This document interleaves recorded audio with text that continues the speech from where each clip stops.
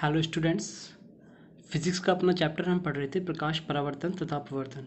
ठीक है बच्चों, इसमें हम अपवर्तन पे आ गए थे और अपवर्तनांक में हमने क्या देखा था अपनी पिछली क्लास में। हमने बेसिकली अपवर्तनांक को देखा था। अपवर्तनांक को हमने क्या कहा था बच्चों, जब प्रकाश की कोई किरण एक माध्यम से दूसरे माध्यम में जाती है तो वो क्या कर देती है, अपने मार्ग को बदल देती है, अपने मार्ग से विचलित हो जाती है। और प्रकाश की इसी घटना को हम क्या कह देते थे, अपवर्तन कह देते थे, है ना भाई।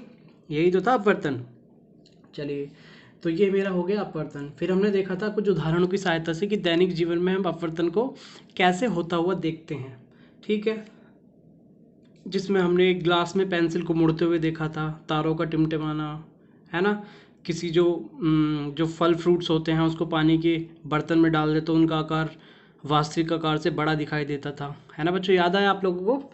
तो वही है अपवर्तन सारा। फिर उसमें अगला हमने क्या देखा, अपवर्तन के कुछ नियमों को हमने देखा था, जैसे परावर्तन के नियम थे। ठीक है, तो हमने आपको क्या बताया था, उससे थोड़े थोड़े मिलते जुलते ही अपवर्तन के भी नियम होते हैं। ठीक है, पहला नियम हमने आपको क्या बताया था कि आपतित किरण, अपवर्तित किरण और जो अभिलंब होता है वो तीनों क्या होते हैं, एक ही तल में उपस्थित होते हैं। ठीक है बच्चों, उस चीज़ को आप अच्छे से रिवाइज कर लिया होगा आपने अब तक। ठीक है बच्चों, और इसमें मतलब हमने दो नियमों को पढ़ा था। और जब हम दूसरी नियम की बात कर रहे थे, जिसको हम स्नेल का अपवर्तन का नियम भी कहते थे, उसमें हमने क्या देखा था, हमें हमारे सामने एक इक्वेशन आई थी। मैं आपको रिवाइज कराता हूँ। क्या थी वो equation, sine I upon sine are equals to स्थिरांक, है ना भाई। जहाँ हमने क्या कहा था बच्चों, ये जो हमारा आई होता है, एंगल आई होता है, एंगल आई को हमने क्या कहा था, आपतन कोण। क्या कहा था बच्चों, आपतन कोण कहा था। क्लियर है। और इस एंगल आर को हमने क्या कहा था, अपवर्तन कोण कहा था, अपवर्तन कोण। क्लियर है। तो अगर हम आपतन कोण का साइन ले लें और अपवर्तन कोण का साइन ले रहे हैं, उनका अनुपात ले लें, तो ये किसके बराबर होता था, एक स्थिरांक के बराबर होता था। और इसी स्थिरांक को हम क्या कहते थे, अपवर्तनांक कहते थे। किसका, दूसरे माध्यम का पहले माध्यम के सापेक्ष। ये क्या होता है, इसके बारे में हम आज इसी अपनी जो क्लास है इसमें डिस्कस करने वाले हैं, पूरा अपवर्तनांक के बारे में डिस्कस करेंगे। ठीक है बच्चों, तो यही था हमारा पिछली क्लास तक की चीज़ें। ठीक है, चलिए अब हम आज का जो डिस्कशन रहेगा पूरा हमारा, वो किसका रहेगा, अपवर्तनांक का, कि ये आखिर ये अपवर्तनांक होता क्या है। ठीक है, तो चलिए आज की क्लास बच्चों शुरू करते हैं। तो देखते हैं हमारा जो ये अपवर्तनांक है ये क्या होता है बेसिकली। ठीक है, और इसका हम कैसे कैसे यूज़ करते हैं। अपवर्तनांक को पहले तो इंग्लिश में हम कहते हैं रिफ्रैक्टिव इंडेक्स। क्या कहते हैं बच्चों, रिफ्रैक्टिव इंडेक्स। अब इसकी डेफिनेशन को पढ़िए, क्या कहती है। सबसे पहले क्या है भाई, दो माध्यमों में प्रकाश की चाल का अनुपात। ठीक है, क्या है अपवर्तनांक, दो माध्यमों में प्रकाश की चाल का अनुपात। यानी कि एक माध्यम में कोई प्रकाश की चाल होगी, फिर दूसरे माध्यम में प्रकाश की कोई चाल होगी, उसका क्या है, अनुपात। और वो अनुपात हमें क्या बताता है, जो यह बताता है कि प्रकाश किस माध्यम में अन्य माध्यम की अपेक्षा तीव्र है। भाई अब हमने क्या कहा, एक माध्यम में प्रकाश का किसी, भाई अपवर्तन में हम क्या करते हैं, दो माध्यमों की बात होती है ना। जैसे कि क्या था, हमने देखो यहाँ पढ़ा था, एक मिनट में आपको याद दिलाता हूँ। जब हमने अपवर्तन के नियम पढ़े थे तो हमने आपको क्या बताया था कि यहाँ कोई किरण आई वायु से, तो ये एक माध्यम हो गया, और दूसरा माध्यम क्या हो गया, वो कांच के अंदर प्रवेश कर गई। तो हमेशा कितने माध्यमों की जरूरत होती है, दो माध्यमों की। तो वही इसमें कह रहा है क्या, कि अब भाई दो माध्यम है तो उनमें प्रकाश की चाल अलग अलग होगी। कि भाई वायु में अलग प्रकाश की चाल हो गया, वो कांच में घुस गई प्रकाश की किरण, तो उसके अंदर कुछ और चाल हो सकती है। तो वो यही कह रहा है कि उनका अनुपात, और वही अनुपात हमें क्या बताएगा कि कौन से माध्यम में प्रकाश की चाल तेज है, भाई वायु में तेज है या कांच में तेज है। ठीक है, समझ गई क्या कहता है अपवर्तनांक, कि दो माध्यमों में प्रकाश की चाल का अनुपात, जो हमें यह बताता है कि किस माध्यम में प्रकाश की चाल तीव्र है या तेज है। ठीक है, चलिए भाई ये होगी बेसिक चीज़ें। एक चीज़ और होती है भाई, ये तो अपवर्तनांक की हमने एक नई चीज़ पढ़ी, एक हम पहले भी तो पढ़ चुके हैं अपवर्तनांक को, क्या, जिसमें हमने ये पढ़ा था साइन आई अपॉन साइन आर। ठीक है, यही तो हमारा अपवर्तन का दूसरा नियम था। तो ये हमें क्या बताता है, पढ़िए। यदि अपवर्तन के दौरान आई आपतन कोण हो, भाई आई को आपतन कोण कहा, और आर अपवर्तन कोण हो, तो क्या होता है, sine I upon sine are equals to अपवर्तनांक, जिसको हम स्थिरांक कह रहे थे, वही स्थिरांक हमने क्या कहा था, अपवर्तनांक। तो sine I upon sine are equals to क्या होता है, अपवर्तनांक। जहां आई क्या होता है, आपतन कोण, आर क्या होता है बच्चों, अपवर्तन कोण। ठीक है, और ये चीज़ हमें क्या बताता है, प्रकाश के मुड़ने को मापता है। भाई प्रकाश यह परावर्तित होता है तो वो कितना मुड़ता है ना। भाई कल हमने पढ़ा था, यहाँ पे देखिए आप लोग, हमने जब पढ़ा था तो हमने पहली बात तो हम अपवर्तन कहते ही किसे हैं, जब प्रकाश एक माध्यम से दूसरे माध्यम में जाता है तो अपने मार्ग से विचलित हो जाता है, तो किसी एंगल पे ही तो विचलित होगा, मुड़ेगा, तो वो कितना मुड़ता है यही हमें बताता है अपना क्या, हमारा ये अपवर्तनांक जो है। ठीक है, तो ये चीज़ें हैं, क्या बताता है, एक तो प्रकाश की जो चाल का अनुपात बताता है, उसमें हमें क्या पता चलता है कि किस माध्यम में प्रकाश की चाल तेज है, और दूसरा क्या बताता है कि प्रकाश कितना मुड़ता है, वो बताता है किसके माध्यम से, साइन आई अपॉन साइन आर के माध्यम से। बच्चों इस डेफिनेशन को आप मुझे देखिए, इसको समझिए, थोड़ा विजुअलाइज कीजिए, जो जो मैंने चीज़ें बताई हैं आप उस चीज़ों को समझ पा रहे हो या नहीं समझ पा रहे हो। अभी केवल मैंने इनकी परिभाषाओं के बारे में डिस्कशन किया है आपके सामने। ठीक है, देखिए, ठीक है भाई, तो बेसिकली दो ही चीज़ें हैं, यहाँ वेग के बारे में बता रहे हैं प्रकाश के दोनों माध्यम में, और यहाँ प्रकाश के मुड़ने के बारे में बात कर रहे हैं। ठीक है भाई, जहाँ एंगल की बात होगी, कोण की बात होगी, तो जाहिर सी बात है वहाँ मुड़ना ही बताया जाएगा, है ना। चलिए भाई, ये बात हमारी हो गई। अब आप एक इस चीज़ को देखिए, इसके बारे में पहले हम बातें करेंगे और फिर कुछ चीज़ें समझेंगे अपवर्तनांक से जुड़ी हुई क्या है। बिल्कुल कल के तरह ही एग्जाम्पल है ये, जैसे हम प्रकाश के परावर्तन को देख रहे थे होता हुआ।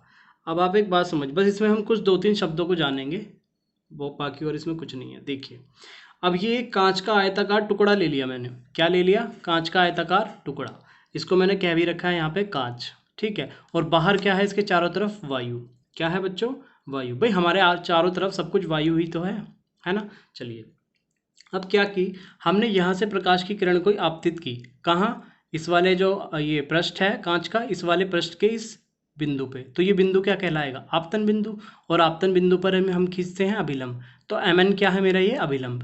ठीक है बच्चों, प्रकाश की किरण आपतित हुई, ये मेरा आपतन बिंदु पे मैंने खींच दिया अभिलंब। अब क्या होगा, यहीं से मेरी किरण क्या होगी, अपवर्तित। क्यों होगी, क्योंकि वायु से जा रही है कांच के अंदर। ठीक है, तो एक माध्यम से दूसरे माध्यम के अंदर जा रही है, तो मेरी किरण क्या होगी, अपवर्तित। ठीक है भाई, अगर वो जाती एक ही माध्यम होता तो वो इस तरह से सीधी चली जाती है, मैंने डॉट डॉट जो लाइन बनाई है इस तरह से सीधी निकल जाती, लेकिन माध्यम चेंज हुआ तो मेरी किरण क्या होगी, अपवर्तित, यहाँ ना जाके वो यहाँ चली गई। ठीक है बच्चों, ये बात मेरी हो गई। ठीक है, तो इस तरह से मेरी अपवर्तित हो गई। अब हमें ये सोचना है कि भाई ये अपवर्तित हुई तो ये यहीं क्यों हुई, यहाँ क्यों नहीं हुई, यहाँ क्यों नहीं हुई, ये इधर इधर ही क्यों जा रही है किरण। ठीक है भाई, ये भी तो सोचने की बात है। हमने तो अपवर्तन को बस इतना पढ़ा, एक माध्यम से दूसरे माध्यम में जाए तो किरण क्या होती है, अपने मार्ग से विचलित हो जाती है। अब वो विचलित जो ये हो रही है, तो ये यहीं क्यों हो रही है, ये यहाँ क्यों नहीं हो रही, यहाँ क्यों नहीं हो रही, यहाँ क्यों नहीं हो रही, यहाँ क्यों नहीं हो रही, यहीं क्यों हो रही है। तो बच्चों इसका एक बहुत बड़ा रीज़न है, वो आप समझिए। अब इन शब्दों को समझते हैं, ये विरल और सघन, यही हमें बताएंगे कि ये ऐसे क्यों मुड़ती है। अब समझिए एक चीज़ को, जो हमारा ये वायु होती है, ये है एक विरल माध्यम। कैसा माध्यम है बच्चों, विरल माध्यम। और ये जो हमारा कांच है, ये कैसा माध्यम है, सघन माध्यम। कैसा माध्यम है, सघन माध्यम में। जो जो मैं आपके साथ बुलवाया करूँ वो आप मेरे साथ साथ बोला करें। ठीक है, इसमें आप ही का फ़ायदा है, मेरा कुछ नहीं है। ठीक है बच्चों, तो वायु कैसा माध्यम है मेरा, विरल माध्यम है। और सघन कैसा माध्यम है मेरा, कांच कैसा माध्यम है मेरा, सघन माध्यम है। अब देखते हैं विरल माध्यम क्या होता है और सघन माध्यम क्या होता है। विरल माध्यम का बच्चों मान लीजिए कि मतलब जो वायु के जो कण हैं वो दूर दूर स्थित हैं, दूर दूर। और कांच में जो सघन माध्यम किसे कहते हैं हम, जो कण होते हैं ना वो पास पास स्थित होते हैं। जैसे कि आप ये मान लीजिए, ये तो है कोई जंगल, ये तो है कोई जंगल, और ये मान लीजिए खुला खुला रेगिस्तान है। ठीक है, सघन का मतलब तो मान लीजिए आप जंगल एकदम भिंचा हुआ होता है, उसमें पेड़ पौधे होते हैं, और रेगिस्तान क्या होता है, बिल्कुल खुला होता है ना। तो आप विरल को मान लीजिए रेगिस्तान से समझ लीजिए। ठीक है, क्या है, कण दूर दूर होते हैं, खुला होता है। और सघन कैसा मान लीजिए आप, जंगल, एकदम कण जो है पास पास होते हैं। ठीक है बच्चों, तो ये ताकि आपको याद रह जाए इसलिए मैंने आपको ये बता दिए कुछ वर्ड्स, कीवर्ड्स, जिसके थ्रू आप याद रख सकते हैं। ठीक है, तो विरल मतलब जिसके जो कण हैं वो दूर दूर स्थित हों, खुला हो, और सघन जिसमें कण पास पास स्थित हों और वो क्या हो, तो वही हमारा क्या कहलाता है, सघन। अब एक बात ध्यान रखिए, जब भी प्रकाश की किरण किसी विरल माध्यम से सघन माध्यम में जाएगी, शब्दों पे ध्यान दीजिएगा बच्चों, जब भी प्रकाश की कोई किरण विरल माध्यम से सघन माध्यम में जाएगी। अब हमारी किरण क्या है, ये विरल माध्यम है, तो विरल माध्यम से कहाँ जा रही है, सघन माध्यम में। तो क्या होगा, हमेशा जो अपवर्तित किरण होगी, भैया अपवर्तित होगी, इसके बाद अपवर्तित किरण हमेशा अभिलंब की ओर झुकेगी। अभी अभिलंब की ओर तो आ रही है, वरना तो ये ऐसे चली जाती। तो ये क्या हो रही है, यहाँ से अभिलंब की ओर झुक गई, तभी तो ये इसके पास जा रही है, यहाँ जा रही है, वरना तो इधर भी चली जाती है ना। तो क्या आपको ध्यान रखना है, अब हमें रीज़न पता चल गया इधर ही क्यों जा रही है। क्यों? क्योंकि जब भी प्रकाश की कोई किरण विरल माध्यम से सघन माध्यम की ओर जाती है तो वो क्या करती है, अभिलंब की ओर झुकती है। इसीलिए ऐसे आई और अभिलंब की ओर झुक गई ऐसे। ठीक है बच्चों, क्लियर है? ठीक है, अब ये बात, अब इसके अपोजिट ही एक बात और होती है। क्या? अब देखो भाई, ये किरण यहाँ से अपवर्तित हो गई, अभी दोबारा भी तो कांच से बाहर जाएगी, यह कांच के अंदर ही थोड़ी रुक जाएगी, है या नहीं। तो अब क्या है, अब देखो, अब किरण क्या है, प्रकाश माध्यम में है, मतलब सॉरी कांच में है। प्रकाश की किरण क्या है, कांच में है। अब ये कांच से बाहर निकलेगी, यानी कि कांच से कहाँ जाएगी, वायु में। कहाँ जाएगी बच्चों, वायु में। अब कांच कैसा बताया हमने, सघन माध्यम है, और इधर क्या है, वायु विरल माध्यम है। यानी कि अब किरण कहाँ जा रही है, सघन से विरल में। पहले कहाँ आ रही थी, विरल से सघन में, अब कहाँ जा रही है, सघन से विरल में। ये देखो ना बच्चों, यहाँ आई सघन में, अब क्या है, यहाँ से बाहर जाएगी। तो अब क्या है, अब यहाँ पे किरण टकराई इस वाले पृष्ठ पे, कांच के इस वाले पृष्ठ पे किरण टकराई, तो ये क्या हो गया इस पृष्ठ के लिए भाई। अब यहाँ पे मान लीजिए आपकी आंख, आप कहीं यहाँ, आपकी आंख है, यहाँ से आप देख रहे हो, तो हमें क्या लग रहा है, किरण आपतित हुई नजर आ रही है कि इस पृष्ठ पे आ रही है। तो हमारे लिए ये मान लीजिए आपतित किरण है। जहाँ भी किरण आपतित होती है, वही मेरा क्या होता है, आपतन बिंदु होता है। आपतन बिंदु पे मैंने क्या खींच लिया, अभिलंब खींच लिया, जिसे हमने कहा एम डैश एन डैश। और इसी आपतन बिंदु से मेरी किरण क्या होगी, अपवर्तित होगी। अगर वो अपवर्तित ना होती तो ऐसे वो ऐसे आ रही आती आती आती और इस तरह से सीधी चली जाती, जो मैंने डॉट डॉट बनाया। लेकिन वो क्या है, माध्यम चेंज हुआ तो वो अपवर्तित हो गई, इस तरह से ऐसे चली गई। तो अब हम क्या देख रहे हैं, अब ये किरण ऐसे ही क्यों गई, इसके पास क्यों नहीं झुकी। तो उसका कारण बच्चों मैं आपको बता चुका हूँ कि जब भी कोई किरण विरल माध्यम से सघन माध्यम में जाएगी तो वो क्या हो गया, अभिलंब की ओर गिरती हुई हमें दिखाई देगी कि अभिलंब के पास जाएगी। और जब भी कोई किरण सघन से विरल में जाएगी तो वो अभिलंब से दूर हटेगी। अब देखो, अभिलंब तो मेरा ये है, किरण कहाँ मेरी अपवर्तित हुई, दूर की तरफ, वरना तो ऐसे जाती, इसके पास जाती, तो वो क्या है, अभिलंब से थोड़ी दूर चली गई। ठीक है बच्चों, तो यही रीज़न होता है, इस चीज़ को आप ध्यान रखिएगा कि कोई किरण विरल से सघन में जाती है तो अभिलंब की ओर जाती है, अभिलंब की मतलब अभिलंब की तरफ झुकती है। और अगर वो सघन से विरल में जाएगी तो वो अभिलंब से दूर हट के अपवर्तित होगी। क्लियर है? चलिए भाई, ये मेरी बात हो गई।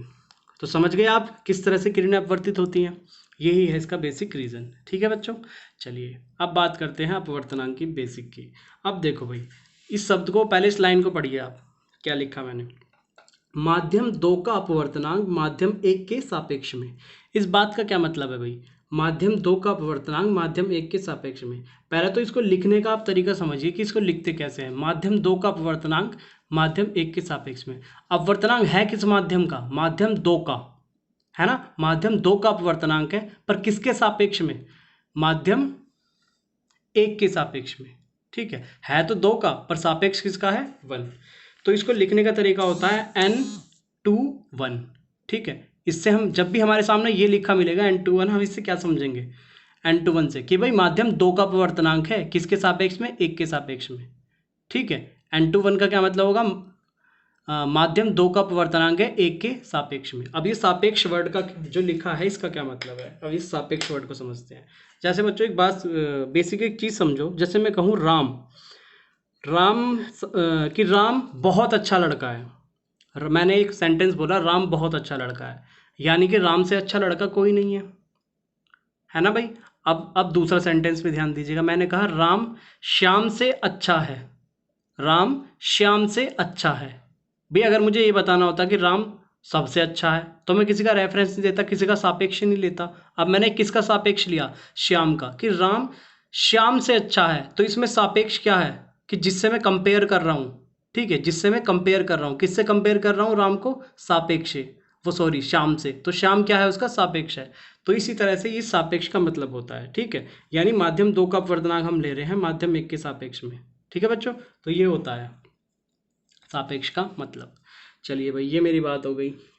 अब क्या है, तो इस चीज़ को समझ गए आप, n2 1 हम कैसे लिखते हैं। जब भी n2 1 आपको लिखा हुआ मिलेगा तो मतलब क्या है इसका, माध्यम 2 का अपवर्तनांक 1 के सापेक्ष में।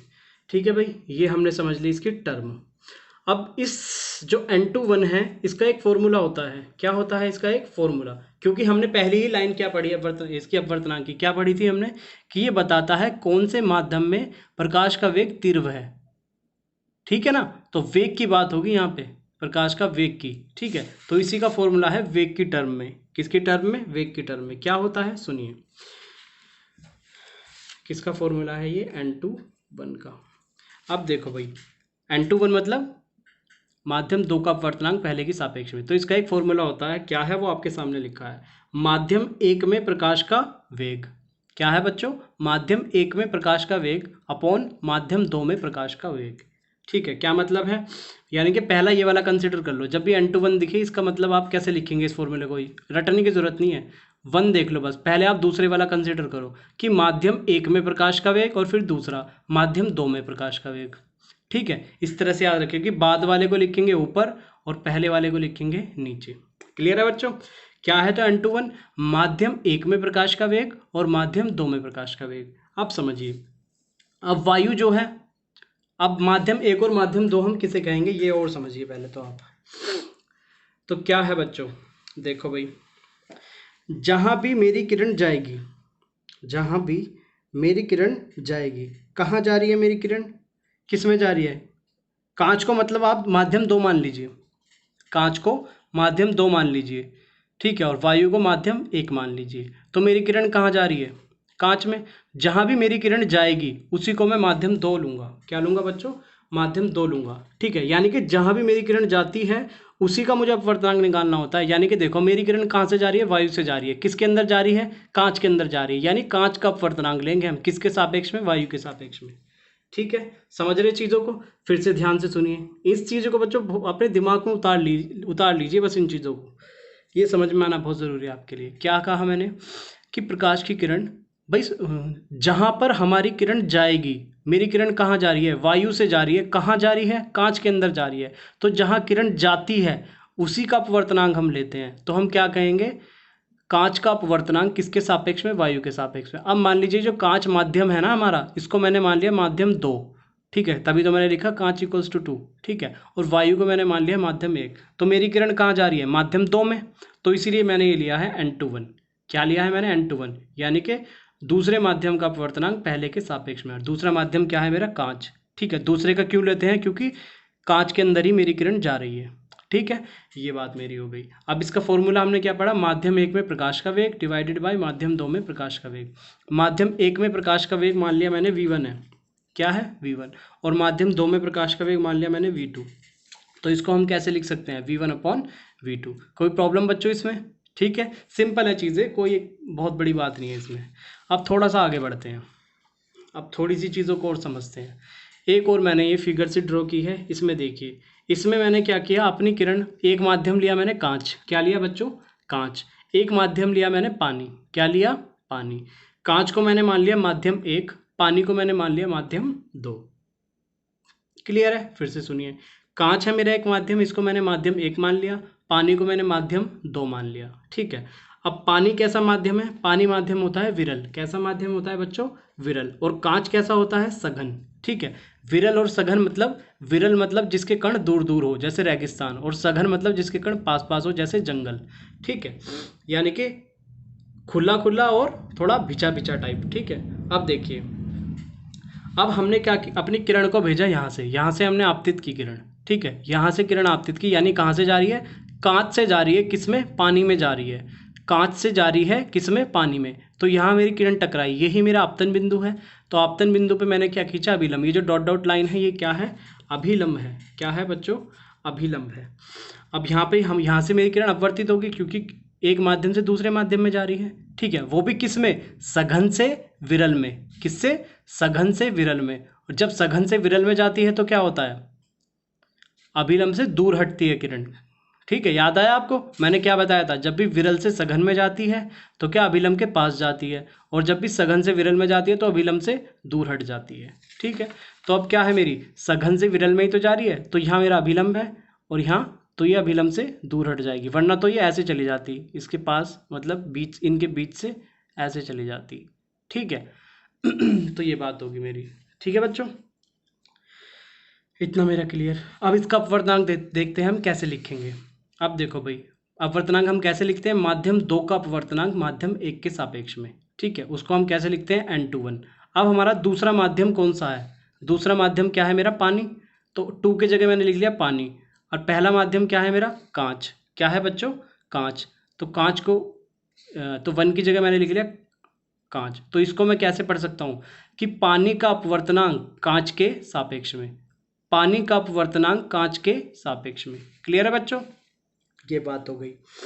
इसको हम लिखेंगे कैसे कि माध्यम, अब इसको लिखते कैसे हैं कि माध्यम 1 में प्रकाश का वेग, माध्यम 1 में प्रकाश का वेग, माध्यम 1 कौन सा है, कांच, यानी कि कांच में प्रकाश का वेग।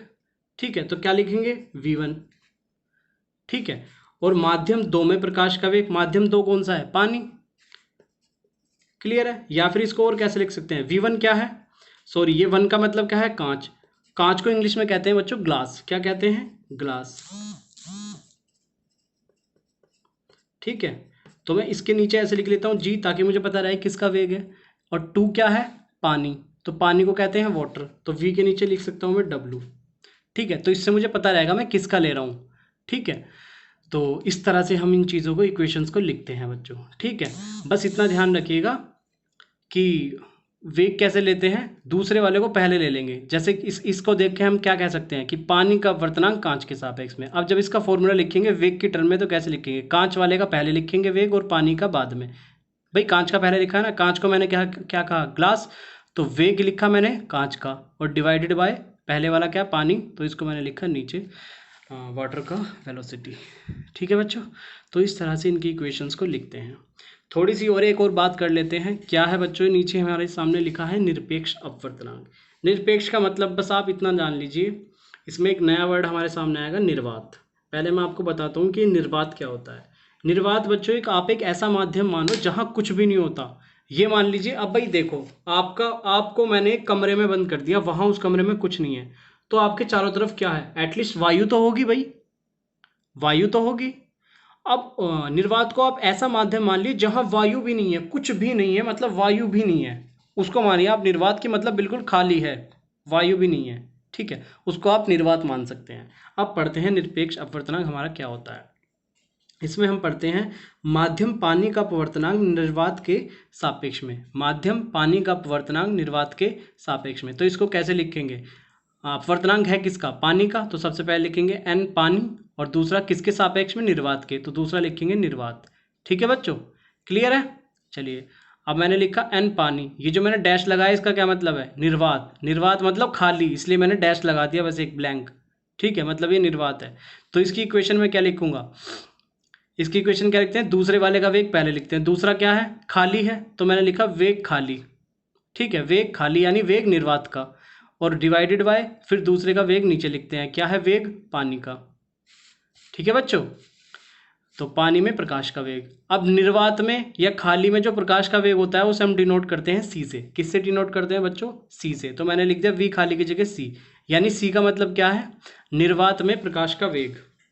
सी को हम क्या कहते हैं, निर्वात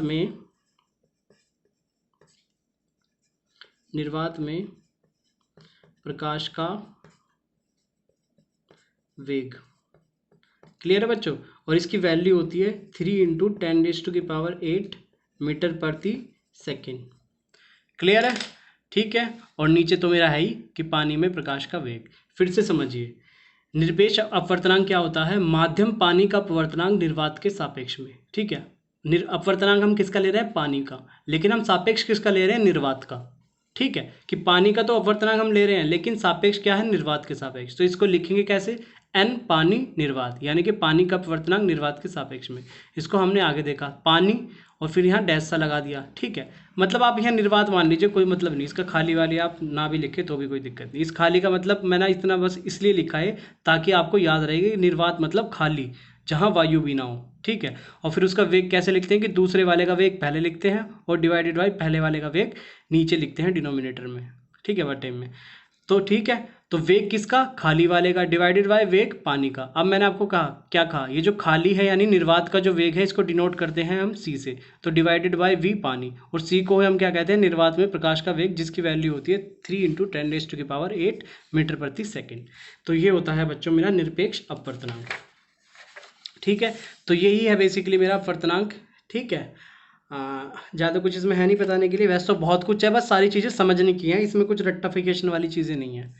तो क्या है, मैंने क्या बताया आपको अपवर्तनांक? अपवर्तनांक एक तो वो है जो हमें क्या बताता है, दो माध्यमों में प्रकाश का वेग हमें बताता है कि किस माध्यम में प्रकाश का वेग तीव्र है। और क्या बताता है हमें कि प्रकाश जो हमारा अपवर्तित होता है वो कितना मुड़ता है, ये बताता है किसकी हेल्प से, साइन आई अपॉन साइन आर की हेल्प से। ठीक है, फिर हमने इस चीज़ को पढ़ा कि अपवर्तनांक की जो ये होता है इसको लिखते कैसे हैं। माध्यम 2 का अपवर्तनांक माध्यम 1 के सापेक्ष में, मतलब जिसका है वो पहले लिखेंगे। माध्यम 2 का अपवर्तनांक है तो n2 1, और 1 का क्या मतलब है, 1 के सापेक्ष में।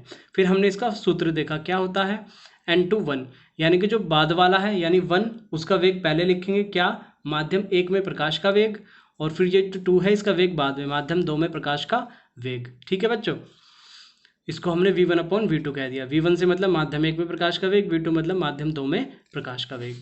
फिर हमने एक एग्जाम्पल लिया जिसमें माध्यम 1 में मैंने कांच को रखा, माध्यम 2 में मैंने पानी को रखा। ठीक है, और इसमें हमने ये भी समझा था कि विरल से किरण जब सघन में जाती है तो वो अभिलंब की ओर झुकती है, जब सघन से विरल में जाती है तो माध्यम वो से अभिलंब से दूर हटती है। ठीक है बच्चों, ये चीज़ें हमने देखी। और यहाँ हमने एक एग्जाम्पल लिया, यहाँ तो हमने लिया था वायु और कांच का, फिर हमने किसका लिया, कांच और पानी का। किसका लिया बच्चों, कांच और पानी का। फिर यहाँ हमने इक्वेशंस बनाकर देखी। फिर हमने एक नई चीज़ पढ़ी, निरपेक्ष अपवर्तनांक, जिसमें हमने क्या कहा, माध्यम पानी का अपवर्तनांक और किसके सापेक्ष में, निर्वात। निर्वात क्या, जहाँ बिल्कुल खाली है, वायु भी नहीं है, तो उसका हमने देखा कि उसका अपवर्तनांक क्या होगा, प्रकाश का अपवर्तनांक निर्वात में डिवाइडेड बाय प्रकाश का अपवर्तनांक पानी में। निर्वात में जो प्रकाश का अपवर्तनांक है उसको हमने डिनोट किया c से, और c की हमने वैल्यू देखी 3 × 10⁸ मीटर पर सेकेंड। इस वैल्यू को आपको याद भी रखना है। ठीक है, तो यही है हमारा अपवर्तनांक। ठीक है, इसको समझना आपके लिए बहुत ज़रूरी है, अच्छे से इसको समझिएगा। ठीक है, तो ये हमारी बात हुई अपवर्तनांक की। ठीक है बच्चों, एक चीज़ और है थोड़ी सी, उसको भी देखते हैं। तो बच्चों n2 1 का फॉर्मूला हमने क्या पढ़ा, v1 अपॉन v2, यानी माध्यम 1 में प्रकाश का वेग डिवाइडेड बाय माध्यम 2 में प्रकाश का वेग। इसको हम इस तरह से भी लिख सकते हैं, किस तरह से, n2 अपॉन n1। कैसे लिख सकते हैं भाई, n2 1 है, देखो मैं इसको लिखने का तरीका क्या होता है, ये है n2 1, तो मैं इसको कैसे लिख सकता हूँ, ये n2 को ऊपर लिखा डिवाइडेड बाय n1। ठीक है, कंफ्यूज मत हो जाना, एक तो n2 1 का फॉर्मूला होता है क्या, v1 अपॉन v2। ठीक है, एक n2 1 का फॉर्मूला होता है, अब 2 माध्यम ऊपर लेंगे, n2 अपॉन n1। ठीक है, तो वेग और अपवर्तनांक जी गई, ये जो फॉर्मूले हैं इनमें कंफ्यूज नहीं होना। जब वेग की बात होगी तो माध्यम 1 को पहले रखेंगे, जब अपवर्तनांक की बात होगी तो 2 माध्यम को पहले रखेंगे। n से अपवर्तनांक तो होता है, यानी कि माध्यम 2 का अपवर्तनांक। ठीक है, अब आप कह रहे होंगे सर इसमें किसी का सापेक्ष क्यों नहीं ले रहे। ठीक है, अब वो बताते हैं क्यों नहीं ले रहे। देखिए, ये जो मतलब हम ले रहे हैं ना n2 अपॉन n1, इसमें जो सापेक्ष ले रहे हैं इसका मतलब है यहाँ पे निर्वात ले रहे हैं हम, यहाँ खाली है ये। इसका मतलब क्या है, माध्यम 2 का अपवर्तनांक निर्वात के सापेक्ष में, माध्यम 1 का अपवर्तनांक निर्वात के सापेक्ष में। ठीक है, ये चीज़ है हमारी। ठीक है, अब देखो n2 को अलग से मैं समझाता हूँ। n2 क्या हो गया, अब n2 का फॉर्मूला हम लिखेंगे तो कैसे लिखेंगे, देखिए n2 का फॉर्मूला लिखेंगे तो कैसे लिखेंगे भाई, क्या होगा, v1 अपॉन v2। n2 मतलब है n2 डैश, यानी कि निर्वात। ठीक है, तो क्या लिखेंगे कि भाई निर्वात में प्रकाश का वेग, निर्वात ये खाली मतलब निर्वात ही तो है, और निर्वात में प्रकाश का वेग हमने क्या कहा था, निर्वात में प्रकाश के वेग को हमने किससे डिनोट किया था, c से, तो v1 की जगह रखा मैंने c।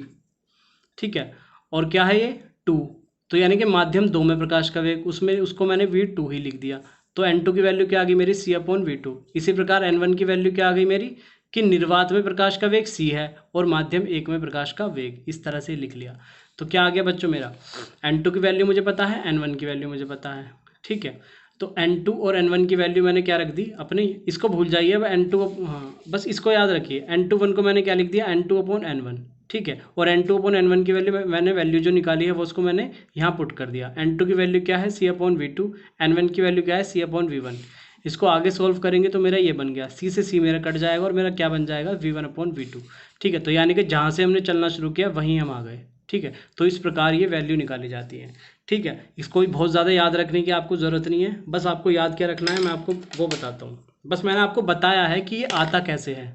ठीक है, बाकी और इसमें कुछ नहीं है। तो n2 1 का जो आपका फॉर्मूला होता है वो होता है एक तो v1 अपॉन v2, और क्या होता है n2 अपॉन n1। ठीक है, क्या है, N21 जब वेग की फॉर्म में होगा तो क्या कि माध्यम एक को मतलब बाद वाले माध्यम को पहले रखेंगे और दूसरे माध्यम को नीचे, और जब अपवर्तनांक की ही टर्म में लिखेंगे तो क्या ये जो 2 होगा इसको पहले रखेंगे और इसको 1 वाले को नीचे रखेंगे। ठीक है बच्चों, और इसमें सापेक्ष किसका होता है, अब वो उसका निर्वात का होता है। ठीक है, यानी कि माध्यम 2 का अपवर्तनांक निर्वात की सापेक्ष में, माध्यम 1 का अपवर्तनांक निर्वात की सापेक्ष में, और इसका क्या है, माध्यम 1 में प्रकाश का वेग, माध्यम 2 में प्रकाश का वेग। ठीक है बच्चों, तो यही है बेसिक सी चीज़ें, इसमें हमने आधा घंटा लगा दिया है पूरा। अब तो आपको ये बिल्कुल रट जाना ही चाहिए। ठीक है, और किसी को अभी भी कोई प्रॉब्लम है इसमें तो एक बार फिर से वीडियो को देखिएगा, सारी चीज़ें क्लियर हो जाएंगी, कोई दिक्कत आपको नहीं होगी। ठीक है बच्चों, और ये थोड़ा सा चैप्टर तो है ही थोड़ा सा टिपिकल है, समझने वाली चीज़ें हैं इसमें, ज़्यादा कोई रटने वटने वाली चीज़ें हैं नहीं। ठीक है बच्चों, तो यही है आज की क्लास में, अगली क्लास में मिलते हैं अब, तब तक के लिए आप चीज़ों को बार बार पढ़ते रहिए, रिवाइज करते रहिए। ठीक है बच्चों, बाय बाय, टेक केयर।